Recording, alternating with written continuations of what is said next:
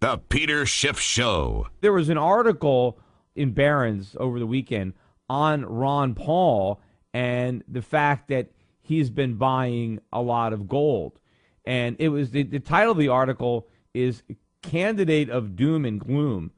And it talks about Ron Paul's portfolio being a major bet against the U.S. economy, which in fact, I guess it is, but it really doesn't point out that it's been a winning bet. I mean, betting against the U.S. economy has been far more profitable than betting on the U.S. economy.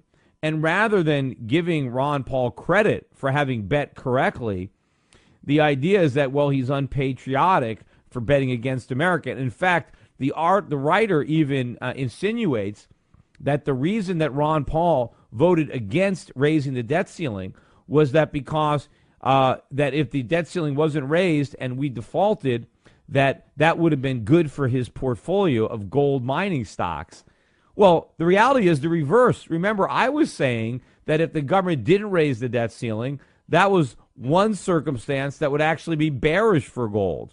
But that by raising the debt ceiling and guaranteeing more debt, that was the most bullish scenario for gold, and that's exactly what happened. We raised the debt ceiling, and the price of gold is skyrocketing. So if anything, Ron Paul's vote against raising the debt ceiling was actually contrary to his own self-interest based on his investment portfolio. Because had Ron Paul been successful in convincing the other members of Congress not to raise the debt ceiling and to cut government spending instead, that would have been bearish for gold. Gold would have gone down. Gold stocks would have gone down. And Ron Paul's investment portfolio would have suffered. The reason that gold is on fire right now, the reason that gold stocks are moving up is precisely because the debt ceiling was raised over Ron Paul's objection. Yet the writer of this article in Barrons somehow attributes Ron Paul's motivation to being his own self-interest, and he put the interests of his country aside so he can vote against raising the debt ceiling so that his gold stocks would go up. It's actually unbelievable, and it shows that he's not even watching what's going on. He's not even looking at the fact that we raised the debt ceiling and the gold stocks are going up and the gold price is going up. But probably what's even more important about, or outrageous maybe, about this this article is the way it infers that Ron Paul has been a stop clock because he's been owning gold stocks. And I've had the same allegation against me. Here's what it says here. This one I'm going to quote. Fortunately for Ron Paul and his army of gold bug disciples, the stop clock investment strategy finally seems to be paying off. Finally? Finally, the article points out that Ron Paul has been investing in gold stocks for over 12 years, since the late 1990s. It hasn't finally paid off. It's paid off every single year over the last 12 years, with the exception of 1 year, 2008. And in fact, the article even goes out of its way to mention how badly gold stocks performed in 2008. Who cares how badly they performed in 2008? Where are they now? This article is being written in 2011. We now know that the losses in 2008 have been completely eradicated by the rally. Not the case with the regular stock market. So instead of giving Ron Paul credit for having a foresight to have stayed in gold stocks for 12 years, instead he's saying, well, he was a stop clock. Well, what about all the other candidates who just kept their money in the S&P 500 over the past 12 years? Aren't they stop clocks? Oh, no, they're prudent. Why? They've done the same thing for the last 12 years. The difference is Ron Paul's strategy has made a lot of money, and their strategy is not. So why is Ron a stop clock for buy and hold in gold stocks, but nobody else is a stop clock for buying and holding, non-gold stocks? One of the parts of the article, he says that Ron Paul's portfolio is a financial planner's nightmare. Right? Most pros say that gold mining stocks should be a small part of a diversified portfolio. Okay, well, it's a financial planner's nightmare, but it's actually been their clients' dream if they actually were smart enough to have a portfolio like Ron Paul's. I mean, if you follow the typical financial planner, you've lost money over the last 12 years. What's so great about that? But here's where I think the article really is deliberately slanted. It has pot of gold, Ron Paul's top 10 holdings, and it shows the return over the last 1 year and over the last 3 years. Now, that is not really a great time horizon to show the returns because the gold stocks have really lagged over the last 3 years.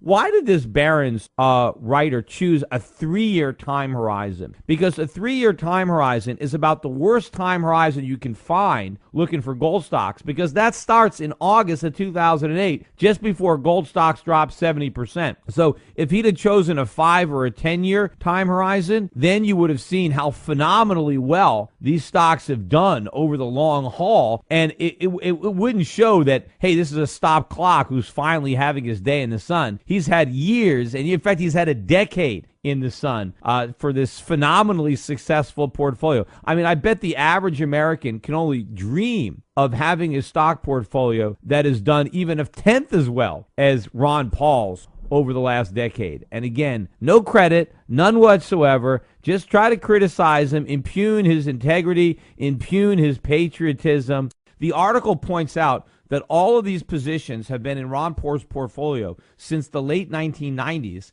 and that he added to his positions in 2003. So all of these stocks were bought earlier than 2003, yet they only show the returns for 1 year and 3 year. And I'm going to mention these stocks. These are not investment recommendations, for my compliance guys. I'm just looking at the article, the stocks that Ron Paul owns, to show you how biased. Okay, they showed him he owned Gold Corp, GG. That stock, it shows over 1 year, it's up 19%, over 3 years, over 17%. But if you go back to 2001, and of course he owned it, the stock's up over 1,000%. Now, why didn't they put that in there? Well, they don't want to show that Ron Paul's got 1,000% in Gold Corp. What about Barrick? They show that with a 12.5% return over 1 and 3 years. Well, over the last 8 years or 9 years or 7 years, it's up 300%. Newmont Mining, that shows a 1% return over 1 year, 12% over 12 years, but since 2001, it's up 300%. Look at this one, Agnico Eagle, 1% gain for the last year, 5.8% gain for the last 3 years. But if you go back to 2001, 700% gain. 700% gain for Ron Paul, yet they're not giving him credit for that gain. Anglo Gold, AU, he's got that in there. They show a 2% return for the last year, 19% for the last 3 years, but it's 300% if you go back to early 2000s when Ron Paul owned it. But here it gets better. IAM Gold, IAG, 3.6% return in the last year. Hey, 52% for the last 3 years. But the return since the early 2000s, over 1,000% for IAM Gold. Mag Silver, it shows a gain for Mag Silver of 9.7% over 3 years. But over the last 8 years or so since he's owned it, it is up over 1,000%.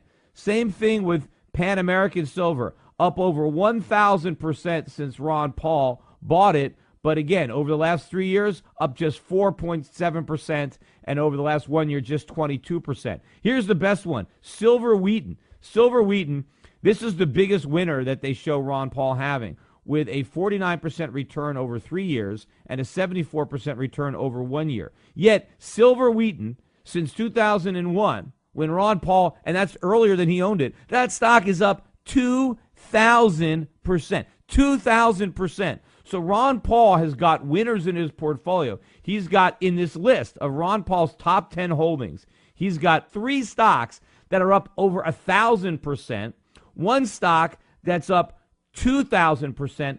The smallest gainer he's got, right? The smallest return Ron Paul's got on any of these stocks is 300%.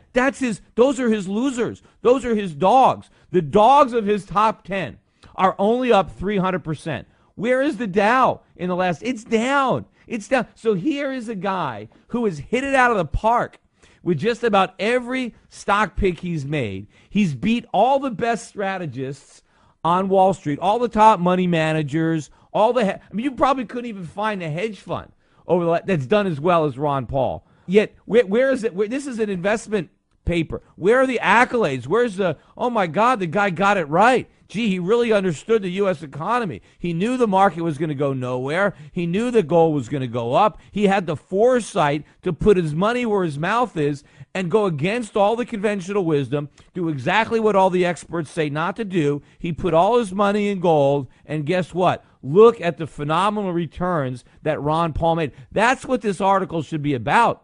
Let's compare the money that Ron Paul made with his investments to all of his opponents. There is no way that any of Ron Paul's opponents have done anywhere near as well managing their money as Ron Paul. Hey, maybe that shows, if he knows enough about economics and the markets to avoid all the stocks that went down and just buy the stocks that went up, where the worst stock he got is a 300% gain. I don't even think any of his opponents, their best stock is up 300%. Chances are. Maybe they got lucky. Maybe somebody owned Apple, but it was probably just a small part of their portfolio or something. But that's what the story should have been, that Ron Paul nails it, that he hits it out of the park, that he beats everybody. Give the guy some kudos. This should have been a positive article on Ron Paul because it was examining his investment strategy, where he invested his money. Can you imagine if it was any other candidate and they had these kind of returns? If it was not gold stocks, if they had just happened to pick the right stock, can you imagine the flattering article that would be written about a candidate whose top 10 stocks were up anywhere between 300 and 2,000%? Not a single loser, not one loser in the bunch, not even close, during a period of time where the market is down, where the NASDAQ is down by over 50%, where the Dow is down, that he got all these winners and not say, hey, this guy really, really did a good job.